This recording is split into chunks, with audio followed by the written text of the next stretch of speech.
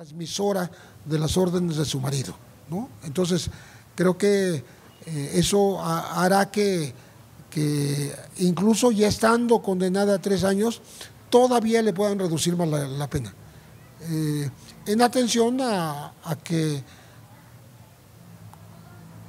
ella pidió clemencia al propio juez, en atención a que tiene a sus hijas no sé dónde, las tiene que resguardar a alguien, y su familia, la mayor parte bueno, no la mayor parte, buena parte de su familia está en la cárcel. Su papá está en la cárcel, Inés Coronel, su tío está muerto, Nacho Coronel, sus hermanos Omar y Edgar están en la cárcel, están acusados. Entonces, pues es una mujer, vamos a decir aquí, sola, con 2 hijas gemelas del Chapo, y creo que eso va a pesar en que los jueces vean con benevolencia su situación como mujer joven de 32 años que podría quedar libre antes de tiempo. Entonces, es lo que yo les quería contar para que tengan más o menos la información completa. Si me gustaría, no sé cómo estamos, creo que estamos en muy buen tiempo de hacer algún diálogo, que pudieran hacer ustedes alguna pregunta. Tenemos todavía como 20 minutos, por lo menos, para que ustedes pudieran intervenir en caso de que tengan alguna duda sobre esto o sobre cualquier otra cosa, por ejemplo, la recomposición de los grupos de traficantes en México, que podíamos hablar de eso también. Entonces, estoy a sus órdenes, con mucho gusto.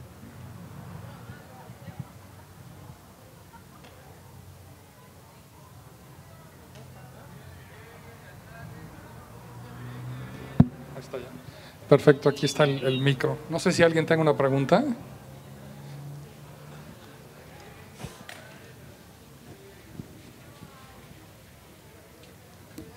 Buenas noches, maestro. Bueno, abusando de su tiempo y demás, y aprovechando toda esta plática que nos está dando, preguntarle su opinión. ¿Usted cree beneficioso que se llegue en México a una legalización relativamente completa de la marihuana? Tenemos temas en los cuales ya para uso lúdico, ha dicho la Corte, que se permite, si recuerdo bien, ayer salía la nota de que ya está relativamente, se está autorizando su uso industrial. ¿En qué sentido desea decir? Parte de esta historia que nos está narrando, pues surge ahora sí, de estar traficando marihuana, que se ha estado evolucionando a drogas químicas y demás. ¿Qué tanto, en su opinión, cree que beneficiaría o se limitaría este manejo de tanta cantidad de dinero como usted lo menciona? A mí me parece que todo el mundo, particularmente los Estados Unidos, están marchando hacia la legalización de la droga. Hay varios estados que ya permiten el uso lúdico por el puro placer de las drogas, otros con fines medicinales, ¿no? Y en México seguimos plantados en el prohibicionismo. Sí hay una autorización, pero para un uso muy pequeño, unos cuantos gramos, me parece que no pasan de 28 a 35 gramos, para uso personal. Solamente que estamos en México. Aún esa autorización, ustedes imagínense si van unos chavos en un auto, en una moto, o están en la calle, en la banqueta, y se están fumando un churro, pues los policías los van a extorsionar, aunque traigan los gramos correctos, menos de lo que está permitido ya por la ley. Entonces, creo que México no ha dado el paso más audaz de legalizar las drogas suaves, ¿no? Particularmente la marihuana, y sigue siendo, en el fondo sigue siendo prohibida, ¿no? Me parece que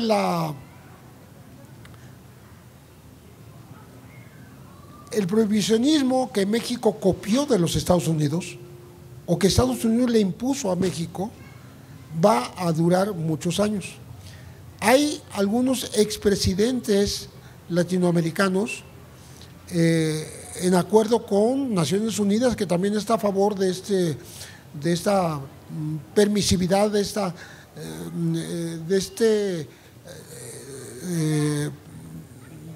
posibilidad de consumir marihuana de manera simplemente por el gusto, por el placer, dicen uso lúdico, y que algunos ex presidentes latinoamericanos se han sumado a esa iniciativa, reconociendo que durante su mandato no lo hicieron y ahora lo están haciendo. Uno de ellos es Ernesto Zedillo, está Vicente Fox. No, Vicente Fox la quiere vender él. Más allá de apoyar esas iniciativas, él quiere poner el negocio, ¿no? Porque sí va a ser un negocio cuando esto sea permisible. Entonces, hay una situación que parece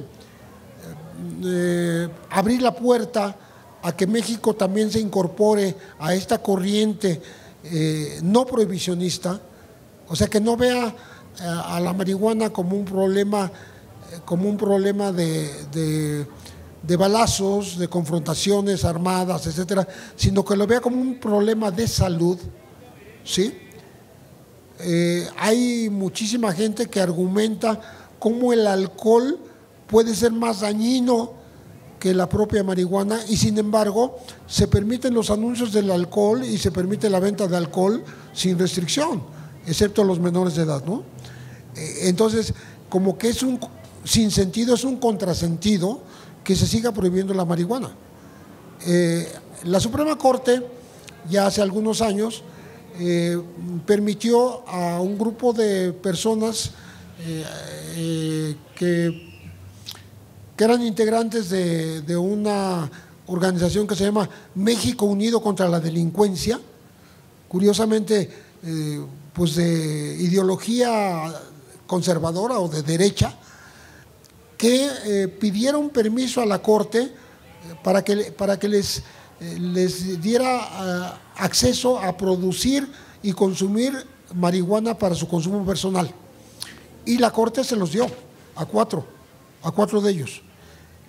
Son personas que no fuman marihuana, o sea, están defendiendo el tema como una cuestión de libre albedrío, es decir, que el ser humano tiene la capacidad de decidir si consume o no consume, como un principio, no porque quieran que todo el mundo sea marihuano, quieren establecer un principio de libre albedrío, de libertad de elección, como sería la libertad de elección en cuanto al aborto en el caso de las mujeres, ¿no?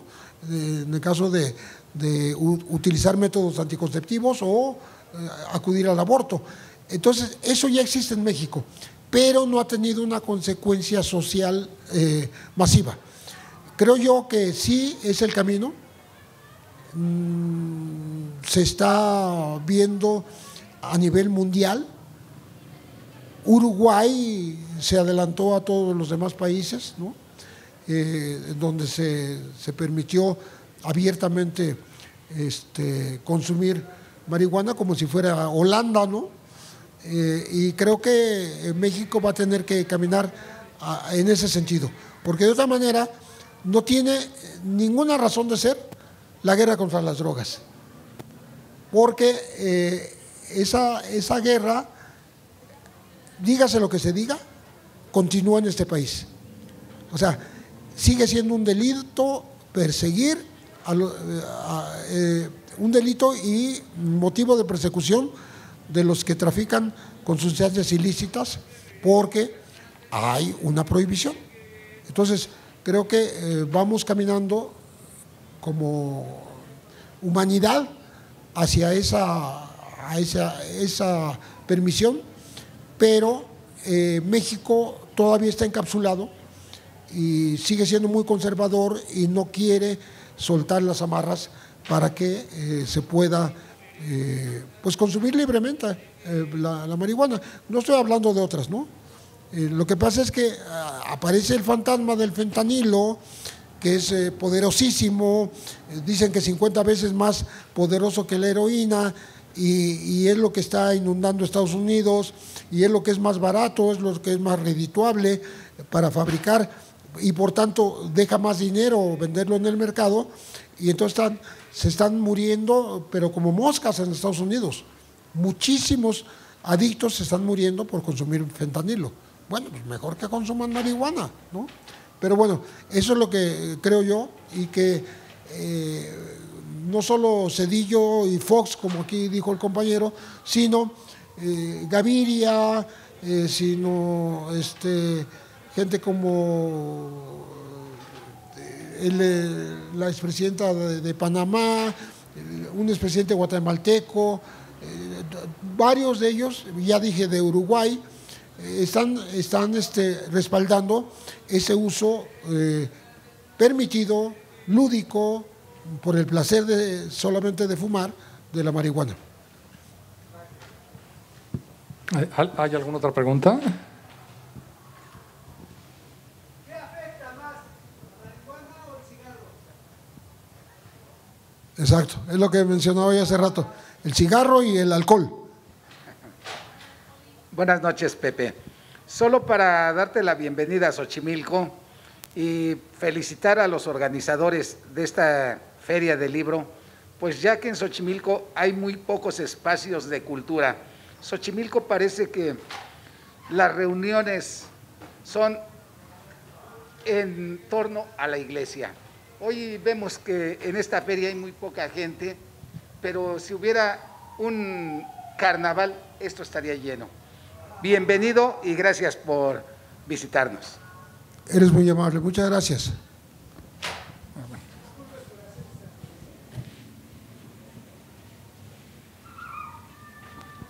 Buenas noches. La pregunta va en el sentido de la seguridad de difundir este tipo de temas, la guerrilla, el narco. Ayer salió en el periódico La Jornada que una agencia de información, por cuidar sus reporteros, ya no lo iba a difundir temas que tienen que ver con el narco. Entonces, en su caso especial particular, ¿ha visto peligrar su vida, su integridad al momento de abordar estas temáticas? Gracias. Sí, muchas gracias. Lo que pasa es que el tema del tráfico de drogas normalmente se asocia a la violencia, es decir, porque los que trafican necesitan ganarse las rutas, ganar las plazas, dominar territorios, y eso los lleva a ejercer una violencia desmedida, que lo han hecho en este país como lo hicieron en Colombia. Me he estado asomando a la serie de Narcos, donde hablan de lo que pasaba en Colombia, ¿no? En donde llegaron a hacer explotar un avión, a poner una bomba en el principal periódico como El Espectador de Bogotá, mataron a candidatos como a Galán, ¿no? En fin, nosotros decíamos antes que México se estaba colombianizando, y ya he escuchado yo a colombianos que dicen que Colombia se está mexicanizando, porque curiosamente muchos de los narcos mexicanos han entrado a sustituir a los colombianos. Empezaron con la comercialización, ¿sí? Los sustituyeron en las rutas, después de que muchos colombianos fueron capturados en Estados Unidos, en México y en todos lados, ¿no? Y en su propio país, o muertos, o encarcelados, o extraditados, ¿no?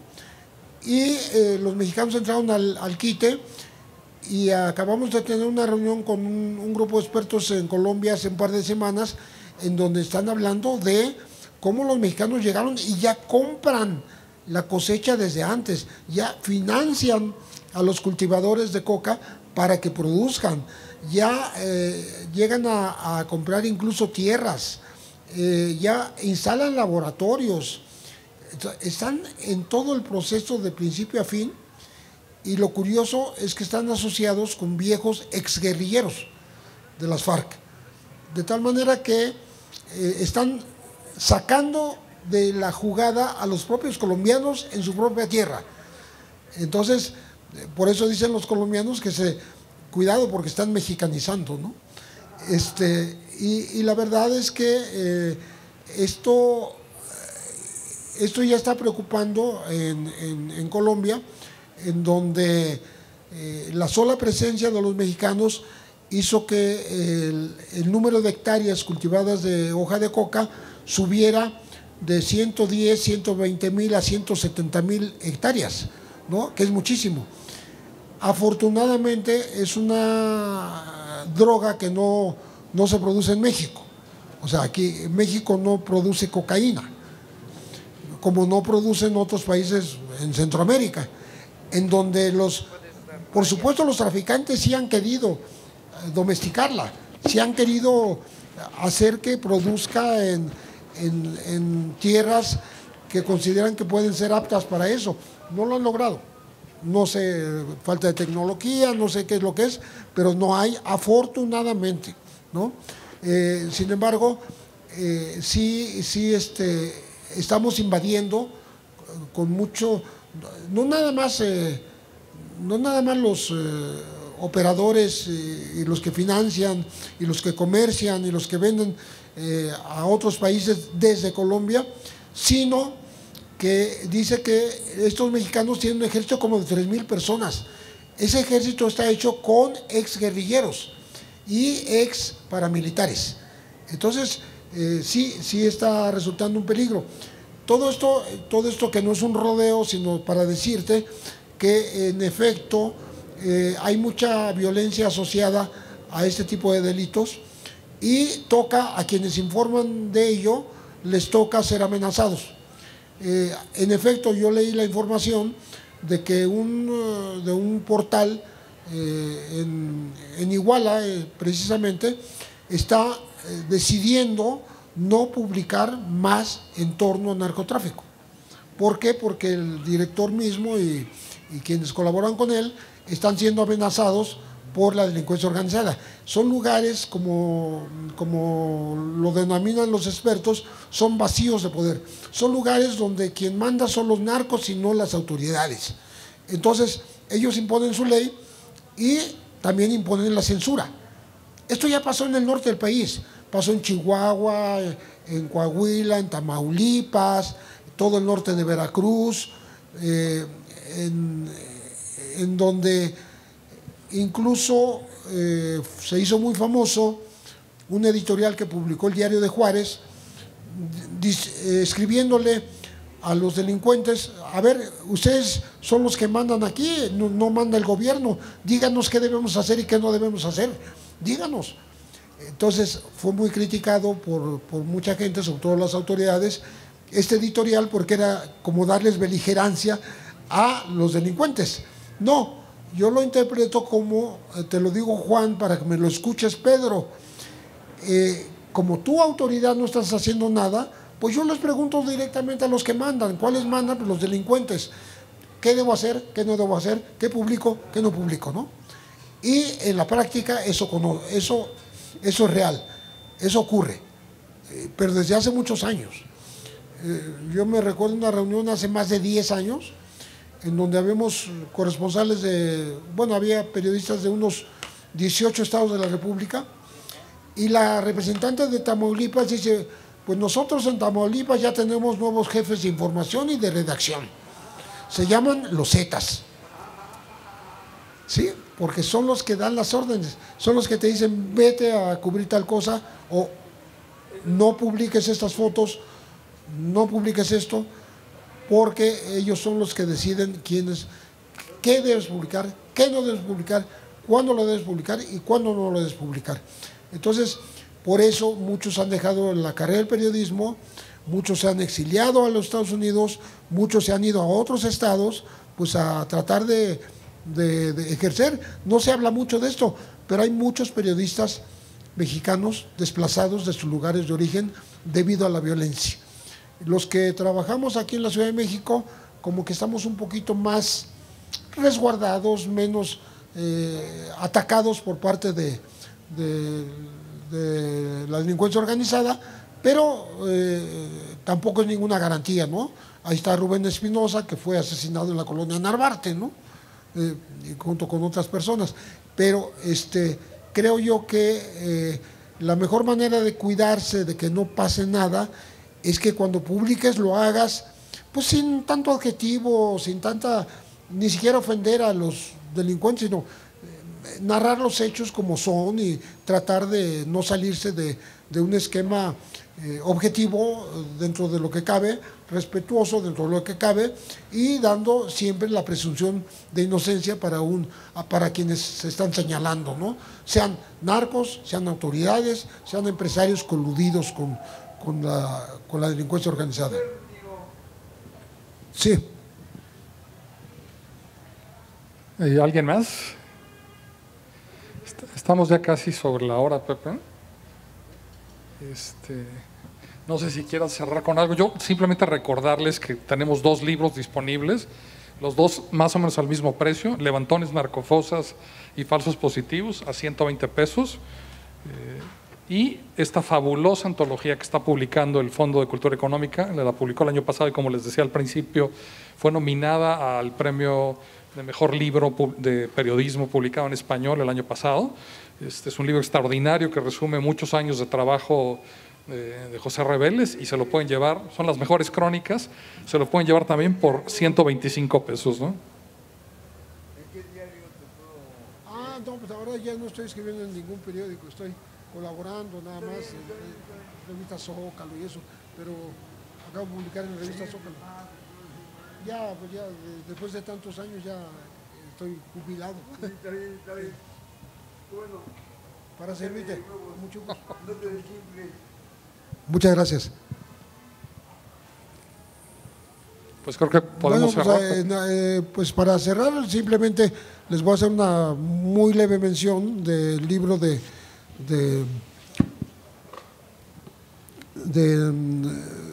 no el de la recopilación, sino el de Levantones, Narcofosas y Falsos Positivos.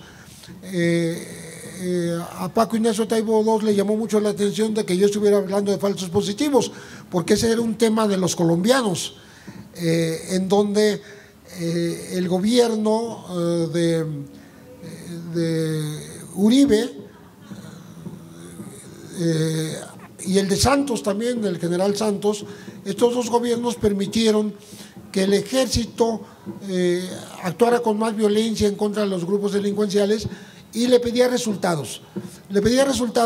Y conforme esos resultados les iba dando prestaciones económicas, vacaciones, aumento de sueldo, ascensos dentro de la corporación, etcétera. Y entonces, ¿qué hicieron los militares? Empezaron a matar a gente inocente y presentarlos como si fueran delincuentes, presentarlos como si fueran guerrilleros, ¿no? Entonces, eso que ocurrió en Colombia,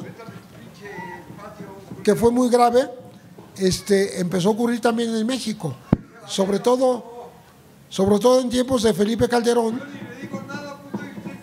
En tiempos de Felipe Calderón, todo aquella persona, todo aquel civil, todo aquel ciudadano que era abatido por las armas o caía en medio de una refriega, de un tiroteo, era culpado de ser delincuente, lo cual no fue cierto en muchísimos casos.